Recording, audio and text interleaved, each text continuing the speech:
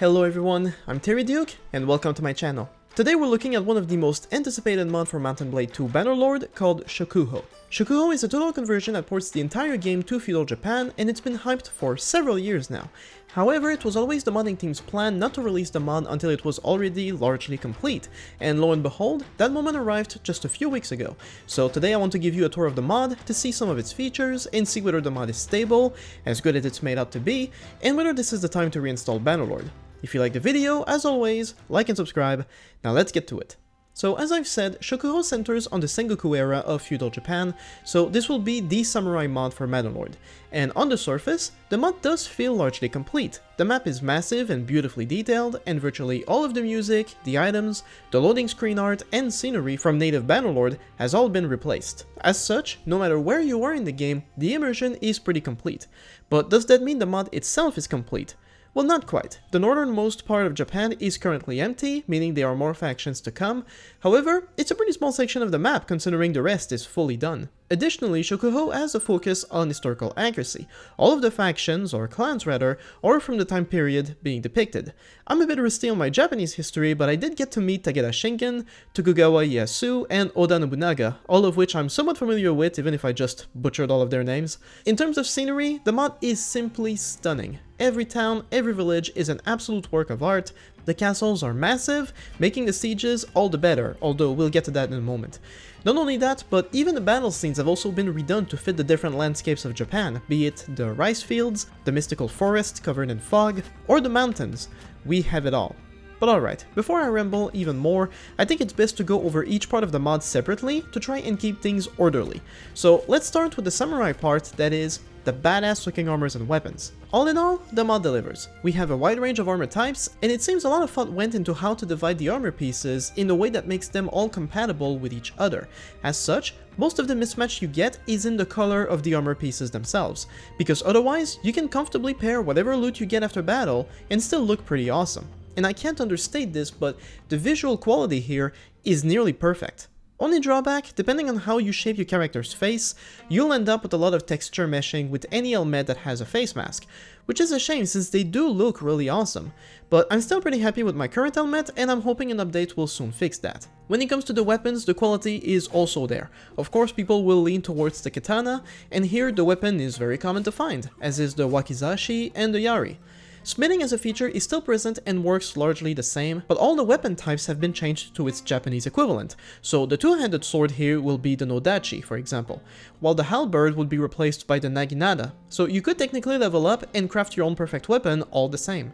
But given the time period, we also get guns, along with gun troops for them. Guns work about as well as you'd expect. Basically they work like a crossbow, in that you can keep a steady aim for a while, and the reloading is much slower. However, they work very well, they're somewhat precise, and very deadly, in that no amount of armor can protect you. When it comes to the world map itself, as I've said, it's pretty complete, but it also comes with many features of its own. For one, the bandit groups have all been revamped, as have been their bandit lairs, but there's also a lot of unique minor factions in the form of Buddhist temples. Here, you can recruit warrior monks for your army, but the only way to get more options is to donate to the temples substantially. The temples also offer books, which makes it a returning feature from Warband. The books are very expensive, but you get to read them to level up your skills, and once you reach a point of fighting big battles and getting a lot of loot, the books basically pay for themselves, really. There are also two unique and recurring locations that I've seen, the first being the duel grounds. Not to be confused with training grounds, these are rare areas in the game where you can fight with a duelist for a renown boost. But more interesting, I think, is the battlefield remains. Whenever there's a battle, not long after, you'll see those battlefield pops up on the map. And exploring them, you basically get a mini-game where you have to loot as much of the battlefield as possible while getting into fights with ever-increasing amounts of looters and scavengers. This can be pretty challenging early on, but it can also randomly give you lots of good gear, either to equip or to sell. So that's definitely cool, and I'd love to see this feature being ported to other mods. The mod also added a lot of new quests from locals. In one instance, I had to spy on a swordsmith's son to see if he was stealing his father's profits, but on another occasion, I had to kick a Christian missionary out of a village because he was pissing off the villagers. And of course, there's the whole seafaring mechanic. Basically, there's lots of ports all around, and you can use them to ferry around to other parts of Japan rather quickly. However, you can also buy your own ships to transport your army and get into sea battles, but we'll get into that in a moment. When it comes to the troop trees, the soldiers you can get and how to use them, there's a lot of variety, with each culture having its slight variant of the same types of troops, be it spear infantry, archers, gunners, or cavalry. The soldiers themselves are based on two classes, the samurai and the ashigaru. The ashigaru are basically peasant conscripts. They can level up and get pretty decent, but ultimately they're cheap and expendable, while samurai is overall more expensive, but also just better in every way. As such, the types of troops you get tend to align with your own progress. You'll mostly rely on ashigaru early on, but as you get a bigger warband and more money, you'll be more likely to replace all of your troops with samurai. The main difference from native Bannerlord though, is that Japanese troops did not use conventional shields, and as such, infantry in Shokuho is fairly vulnerable to archers, while cavalry is somewhat overpowered. From my experience playing the mod, the lords tend to just rush the attack, using lots of infantry to overwhelm the archers and get into hand-to-hand fighting as quickly as possible. And while gunner troops here and there are pretty cool, if you focus solely on them, they are really a game changer. At one point I had a full regiment, and it really becomes about having so many of them that even though their individual firing rate is slow, you have so many of them that the firing is continuous. If you get to that point, even cavalry is completely outmatched. I actually tried to recreate the Battle of Nagashino, where Takeda cavalry ran straight into firing lines, and even without defenses, it went about the exact same. In fact, I was one of the first to go down. Multiple times I tried a custom battle with slightly different tweaks, nothing to do. A full army of gunners will basically bulldoze over anybody, although achieving this kind of army in the campaign would likely be much harder. As for combat, right now the mod feels somewhat unbalanced. Most troops carry either spears or short swords, neither of which are particularly effective, and the katana, while used two-handed, it's fairly short, so the moment you get a nodachi, which is like a larger katana, you never go back. Archery though is very effective, with the rate of fire being fairly quick and most bows being fairly accurate, even with a lower skill level. As for fighting on horseback, it's pretty straightforward as well, although spears can be used very effectively compared to swords. The one thing that I personally feel combat is missing at this point is new animations. I'd really love it if there was a fighting animation that's more fitting of the weapons we use, but other than that, everything works about as well as you'd expect. When it comes to sieges though, oh boy. For one, castles in Shokuho work very differently from native Bannerlord. Instead of merely storming the walls and, well, that's it, the castles in Shokuho are very much designed the way they were in feudal Japan, with the idea of multiple layers of defense to get through, each with its own meat grinder as you need to work your way up the castle, while archers shoot at you from all sides. These make for assaults that are far more dynamic in my opinion, and for the most part, they work pretty well. Some of the castle scenes are simply insane, with so many layers, but you never feel stuck on a single choke point. When it comes to siege engines, you're basically limited to a smaller battering ram and ladders for the first breach, but you can also build siege weapons, which are either braziers to set castle defenses on fire, or small gun batteries to bomb the defenses. These can be used on the world map similar to the bombardment mechanic from native Bannerlord, but in an actual assault, enough hits on towers with cannons will cause them to collapse. I couldn't see it really well because I was too far away so it didn't load the textures, but it's still pretty awesome. And in terms of main changes, that leaves us with sea battles. So if you buy ships, you can travel by sea, which is actually faster than by land, and whether you come across bandits or other lords, you can have sea battles. And for what you'd expect, it's pretty much all there, I think. The commands have been a bit simplified, but you can command each ship to target enemy ships, either by charging or engaging, and I'm not sure which one means boarding. But when you do attack, archers will fire at each other, and if some ships are of the same size, they will line up and board each other for hand-to-hand combat. In theory this seems pretty cool, but in practice, well, as it stands it's a bit jittery, and the only game crashes I got while playing the mod were during sea battles, so they're not very stable either. But I'll be honest, even if the sea battles are tweaked and work perfectly, I just don't think the Mount & Blade games, from how they were designed, make for good sea battles. Maybe the War Cells expansion will prove me wrong, but playing sea battles in Shokuho was very similar to playing the Viking Conquest DLC on Warband, and so I feel largely the same, in that sea battles don't actually offer anything inherently better from fighting on land. If anything, it just makes battles more complicated. Instead of being able to form up your troops and having large-scale battles that are over quickly, you have to split your army across multiple ships, and all the ships can really do is run into each other, at which point you're back to melee fighting, just on multiple, smaller fights instead of one big battle. At best it looks cinematic, but at worst, you just have less control over the battle, and the pace can drastically slow down. And by design, just trying to get those battles is also much harder.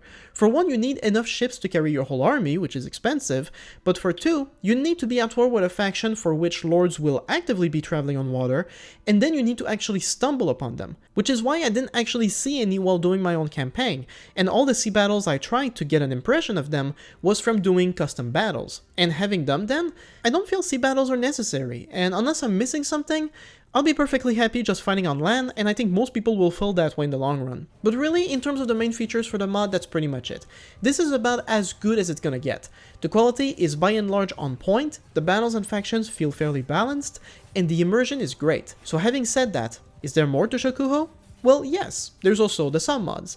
By design, it is possible to add sum mods to total conversions, and Shokuho itself already implemented a few. For one, Shokuho comes with Cut Through Everyone, which works really well. If anything, it really makes the combat feel reminiscent of badass samurai warriors cutting through several enemies with a katana, and it happens a lot with this mod, and it's so satisfying. But the mod also comes with Diplomacy, which is a sum mod that I covered in previous videos that just add more layers of kingdom management, such as war exhaustion. It also adds Serve as Soldier, which is like a freelancer mod that lets you play as a soldier in a lord's army, as well as Distinguished Service, which lets you promote soldiers to companions.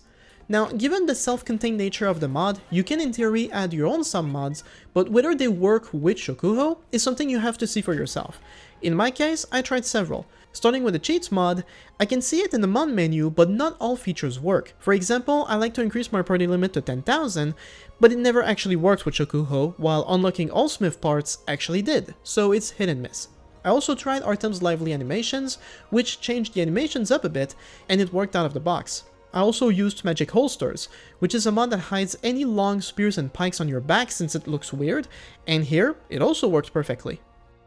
Immersive Battlefield is a sum mod that gives your troops responses when you give commands in battle, and initially I didn't think it would work, but since all Shokuho did was replace the English voice commands with Japanese ones, Immersive Battle worked just fine.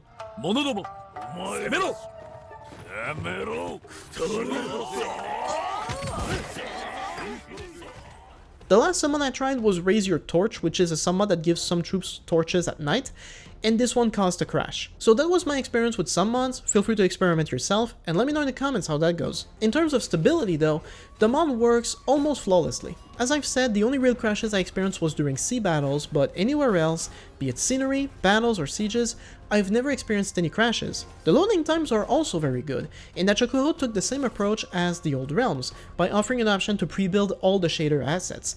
This means the first time you launch the mod might take a while, and choosing this option might also take a while, but after these two initial load times, the game loads almost just as quickly as base native. It's barely noticeable at all. In terms of bugs, I can't really say I saw any, but rather, it's that a few things need polishing or adjusting. Namely, my only real complaint right now is that I barely saw any cavalry in Lord's armies, and yet they all give a crap ton of horses in the loot after battle. I have no idea why that is. But it's also a bit annoying not to see any cavalry given the samurai were primarily horse archers, and when I fought Takeda Shingen from the clan renowned for their heavy cavalry, he didn't have any, like, at all. So like I said, I'm not sure if it counts as a bug, but it's weird, and I hope a future update brings more cavalry. But off the top of my head, it's the only issue I can think of. Well, that and some NPCs here and there being a bit unresponsive, like in the Battlefield looting game, but other than that, the mod still works fine. So to conclude, is Shokuho awesome? Yes. Is Shokuho stable? Also yes. Should you reinstall Bannerlord to play Shokuho? Definitely. But is it the best total conversion currently available on Bannerlord? And that's debatable.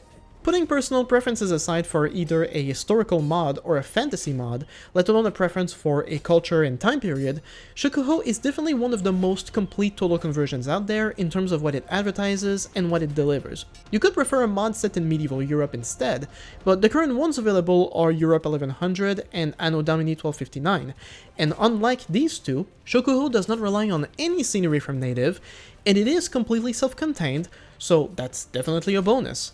But in those same terms, I would still argue that the Old Realms, the total conversion for Warhammer Fantasy, has the edge. Although not proportionally as complete, it still offers a ton of stuff, and it is also just as stable. But then again, it really comes down to preference. Do you prefer high fantasy or the samurai?